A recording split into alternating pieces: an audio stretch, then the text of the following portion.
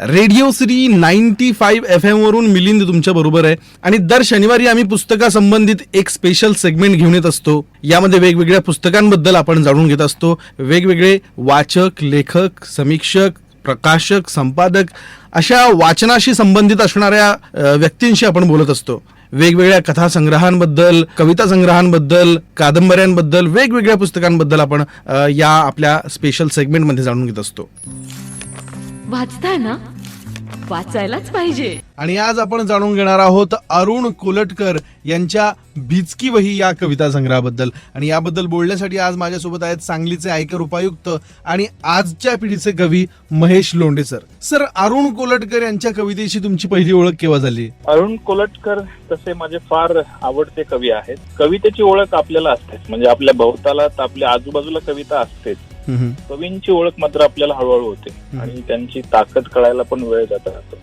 खरं तर शाळेत असताना मला कोलटकर पहिल्यांदा त्यांच्या कवितेतून भेटले. मला वाटतं मी 10वीत किंवा 9वीत असेल, ज्यावेळी आम्हाला त्यांची श्री ज्ञानेश्वर समाधी वर्णन ही कविता होती. म्हणजे ज्ञानेश्वर माऊलींनी ज्यावेळेस समाधी घेतली त्यावेळेसच्या ज्या परिसराच्या मध्ये जे काही बदल झाले होते किंवा त्यावेळच्या परिस्थितीचे एकूण आजूबाजूच्या जे विश्व होतं त्याचं वर्णन त्या कवितेमध्ये आलेलं आहे. ही कविता त्यावेळी पाठ होती. ती कविता वाचताना असं वाटत होतं की आपण ज्ञानेश्वरांनी समाधी घेतली त्या आळंदीत आहोत आणि आळंदी मधलं जे आळंदीच्या आजूबाजूच्या एका परिसरामध्ये एक गहिरी उदासी भरून राहिली असेल ती तशीच आपल्या आत पण भरून राहिली असं मला वाटायचं.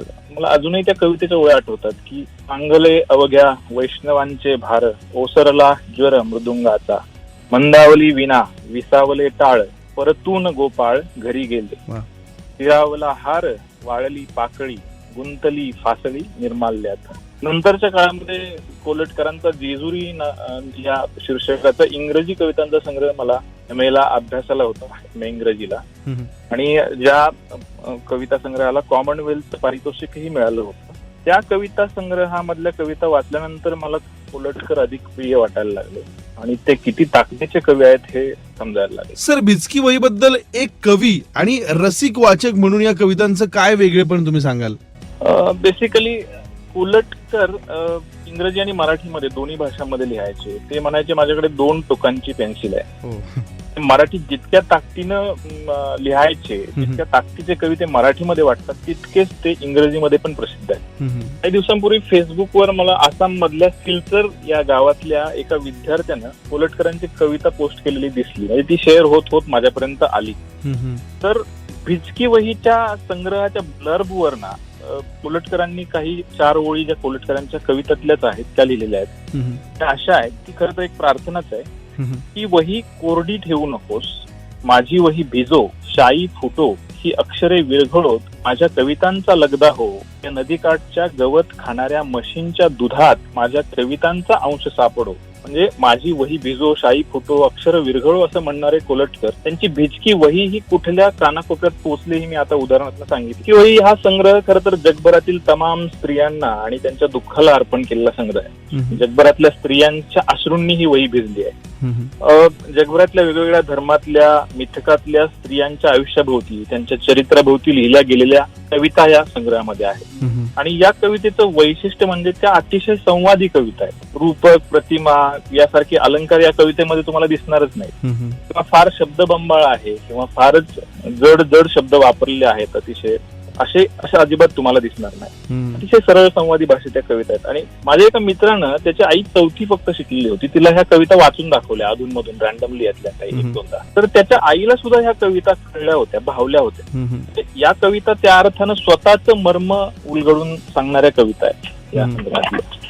म्हणजे या कवितांमधील स्त्रिया या वेगवेगळ्या संस्कृतीतल्या असल्या, प्रदेशातल्या असल्या तरी त्यांची दुःख जगातल्या इतर कोणत्याही स्त्री सारखीच आहेत. म्हणून वाचणारा किंवा ऐकणारा या कवितांमधील जे मर्म आहे, जे दुःख आहे त्याच्याशी आयडेंटिफाय करू शकतो. हे या कविता संग्रहाचं वैशिष्ट्य आहे. या कविता संग्रहातल्या कोणत्या कवितेने तुम्हाला अत्यंत प्रभावित केलंय? खरं तर अशी संग्रहातली कोणती एक कविता आवडली अशी वेगळी काढता येणार नाही, परंतु त्यातले काही अश्रू किंवा शेवटचा अश्रू, लैला मुक्ता एक्का, सर्पसत्र या शीर्षकांच्या ज्या कविता आहेत ना, त्या माझ्या आवडत्या कविता आहेत. हम्म. खरं तर यात एक कविता अशी नाहीये, त्यात कवितांच्या मालिका आहेत. म्हणजे समजा लैला हे शीर्षक आहे हम्म. आणि लैलाच्या रिलेटेड 7 कविता आहेत, म्हणजे अशा मालिका आहेत. हम्म. त्यातलीच एक मी कविता लैलाशी रिलेटेड वाचून दाखवतो. हम्म.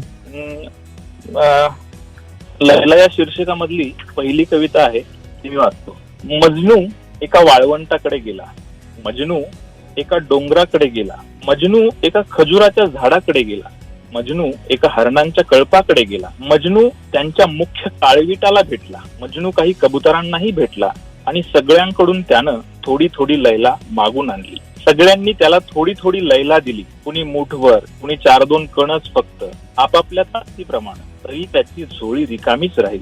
काही दिवस मजनू भल्या पहाटे उठून रोज नेमानं अगदी एक फाटकी चाळण घेऊन एका नदीकडे जायचा आणि अंधार पडेस्तोवर छाननी करायचा घसरत्या वाळूची, वाहत्या पाण्याची. लैलेचे 2 कण तरी चमकदार आपल्याला मिळतील या आशेनं. मजनूच्या केसात एका चिमणीनं खोपा केला. एका तिरसट पुरुषाकडून लॅम्प आणि ये ही 2च धुळाक्षरं तो शिकला आणि नस्तलिक लिपीत ती 2च अक्षरं तो बोटानं वाळूत किंवा हवेत पुन्हा पुन्हा गिरवायचा. ज्या दगडावर रात्री तो डोकं ठेवून झोपायचा, तो दगड त्याला हळुवारपणा रोज लैला उलगडून सांगायचा. तो दगड त्या मजनूला शिकवायचा झोपेतल्या झोपेत लैलोक निषद. लैलेला लैलेनं भागा किंवा लैलेला लैलेनं गुणा, उत्तर मिळतं एकच, लैला. लैलेतून लैला काढून घेतली तर शिल्लक राहते लैला. आणि लैला ही एकच संख्या अशी आहे की जी मजनू अशीही लिहिता येते. तो दगड मजनूला आश्वासन द्यायचा आणि म्हणायचा, भेटेल तुला लैला भेटेल, पण केव्हा? लैलेकडे जेव्हा तू पाठ फिरवशील तेव्हा. इतकी संवादी आणि इतकी सरळ शब्दातली ही कविता आहे. सर, भिचकी वही सारख्या संग्रहातल्या कविता समजायला तुम्हाला काही रेफरन्सेस माहिती असावे लागतात. तेव्हा भिचकी वही या कविता संग्रहातल्या कविता समजाव्या यासाठी कुठले रेफरन्सेस माहिती असणं गरजेचं आहे? त्या कवितांच्या नायिकांच्या ज्या कथा आहेत त्यांच्या आजूबाजूच्या, त्या आपल्याला माहिती असल्या की तेवढं पुरेसं होईल. उदाहरणार्थ आता हेलन या शीर्षकाची कथा आहे. तर हेलन या नावाने काही कविता आहेत. त्यासाठी हेलन नावाची स्त्री ग्रीक मिथकांमधली, ट्रॉय नावाचं शहर आणि त्या भोवतीच्या कथा, मिथक कथा माहिती असल्या तर त्या कविता जास्त समजतात. आता ती माहिती मी जे म्हणतोय की हेलनशी रिलेटेड माहिती नाहीये, ट्रॉयची माहिती नाहीये, तरी कविता वाचणाऱ्याला भावते माहिती नसली तरी. ज्याला दुसऱ्याचं दुःख कळतं किंवा ज्याच्या मनात एम्पॅथी आहे त्याला या कविता 100% भावतात.